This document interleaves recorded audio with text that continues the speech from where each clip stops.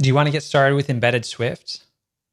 Hey, what's up? This is Paul Solt from Super Easy Apps, and I'm going to show you how you can get started with embedded Swift. Now, I've already created 2 videos and a few shorts on this topic, and so I'm going to point you to my blog article to get started. This is going to have all of the links to the different pieces of hardware that you'd need to pick up, as well as Apple's own videos that you can watch to get started.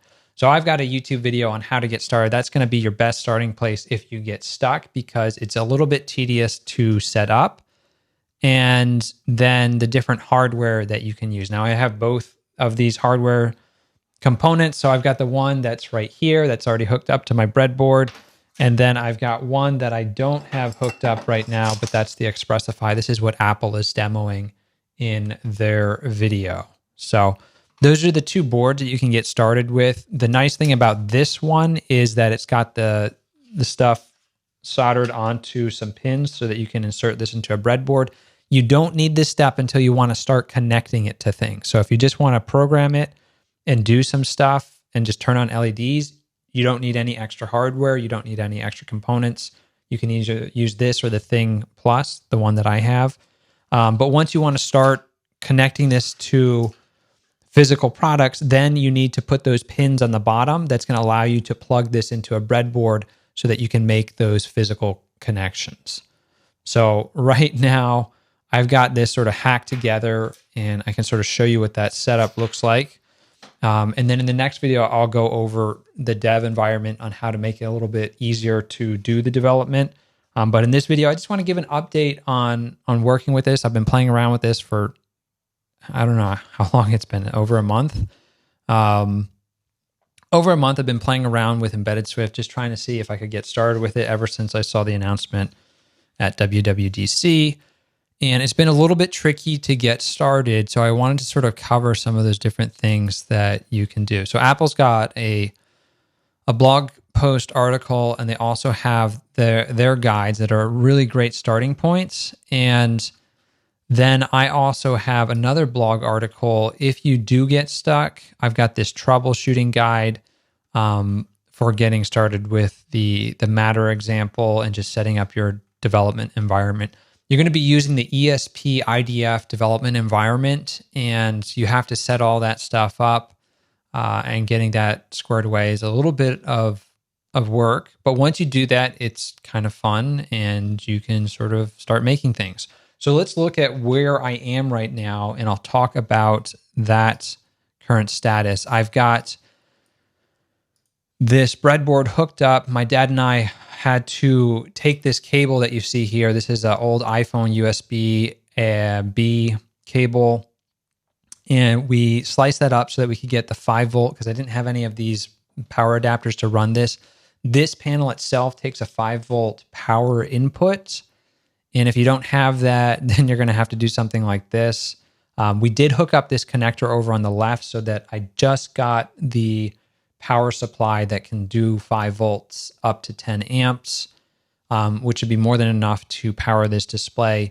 The downside of doing the Apple cable approach is it's probably not as safe. The wire is not as thick, so it's not going to be able to carry as much power to this panel, and it's going to potentially overheat. So you risk, I don't know if it is a fire risk, but if you start feeling them get warm, that's where you're pushing too much power over those smaller cables. And that's where you're going to want thicker cables that can take a little bit more power and not heat up as much.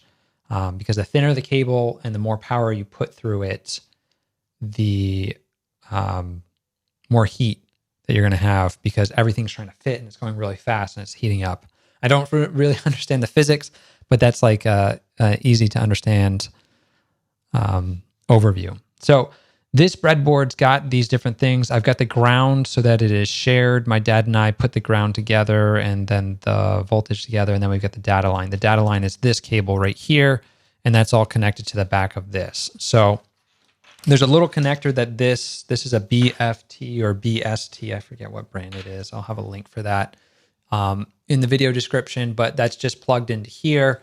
And then we've wired in the new power support that'll come through this cable, which just has a plug and play, so I don't have to do anything to solder it. We did solder the ends of these just so that everything is good to go and it's a little bit safer, and we're using these different components.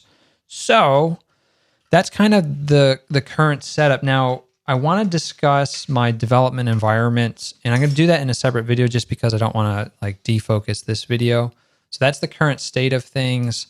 If we look at it real quick, I'm not going to show you how this is all configured just yet, but I will show you some of the code. I am using the ESP LED strip SDK. So this is from Apple's sample code. So that's this project right here is going to have all those different projects. So I'll have this link down below that you can copy. And in here, there's a bunch of different samples depending on the different hardware. I currently only have the ESP32 chips.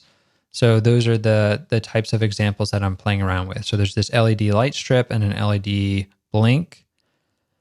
And those are going to get you started. So going into here, I am working with this code.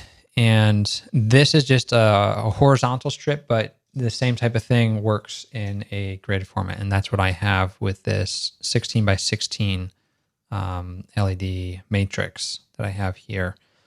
So this will get you started on having some of that sample code. I've got that code integrated, and I now have it so that I have code completion, which is super helpful. Prior to this, I did not have code completion, and it was kind of like typing and like, I don't know if this is going to work, seeing compiler errors and not having it work. So it's pretty easy to get started. What I can do is I can just sort of plug it in right now. So I have to plug in that power. And I can start pushing builds to it without powering the LED matrix. So I don't need to do that, but then I won't be able to see like the changes that I'm doing. Now this can be pretty bright. So I don't always keep it on full brightness just because it is a lot to look at. And apparently that it is animating. I just have to be careful because these wires can pop out of the breadboard. They're not super secure in that regard. So once you have all the tools installed, the thing that you're going to be doing a lot is using this IDF Python script. And there's the build that's going to build it. And then when you actually want to install it, you're going to do the flash. And then if you want to see what it's doing, if you've got any debug output, you can start up the monitor. So just running all of these three together will allow you to run the application. And I apparently went into one of my build folders. So I'm in the ESP32 LED SDK light strip example. And if I now run that same command, what we're going to see is it's going to build it. And once it finishes building, if there's nothing that's changed, it's going to be a lot faster. Then it will go ahead and flash the computer display, and then we'll see it appear on the unit down here. Okay, so now it is flashing the microcontroller, the lights turn off, and then it starts it up again. And I just have a while loop going. So now you see the same thing, it's doing the same animation. But I can tweak some of these settings. So if we jump back over here to the main method, and I'm just playing around with, okay, why don't I change how many light strips are going to cause this to flip? We'll do 1 row instead of 4 rows, and it's going to look totally different. I'll stop this with Control right square bracket, and we'll rerun it one more time. And then we should see that this will switch it around. So I still think that like development's a little bit slow. Oh, this is actually 2. I'm not counting off by 1. So this is doing 2 rows, and it is cycling through now instead of 4 rows.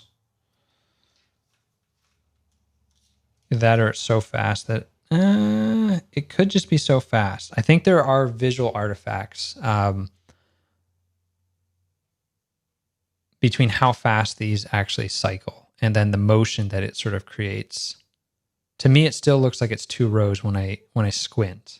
So it's a learning experience. All right. So that is working with it. That's how I build and run. That's how I'm updating the code. That's sort of the turnaround time to sort of see, okay, does this look good? Does this not look good?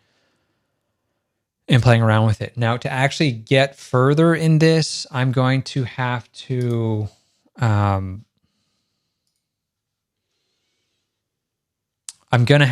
probably create a little library and the code that's going to power this and the algorithms that I want to use, and then sort of transfer that code over to this project to sort of play around with like how fast is the performance if I want to calculate pixel colors, and just keep modifying pixel colors using certain algorithms. I'm not sure how fast it'll be. I'm going to have to play around with the floating point or performance versus the integer-based performance. I might have to adapt the algorithms for my animations based on that. All right, so that's an update on where I'm trying to sort of play around with. And I hope that this was helpful. I hope that maybe this inspired you to play around with LED stuff. My next video is going to be how I have this configured just so that you can get code completion. I haven't had that until today.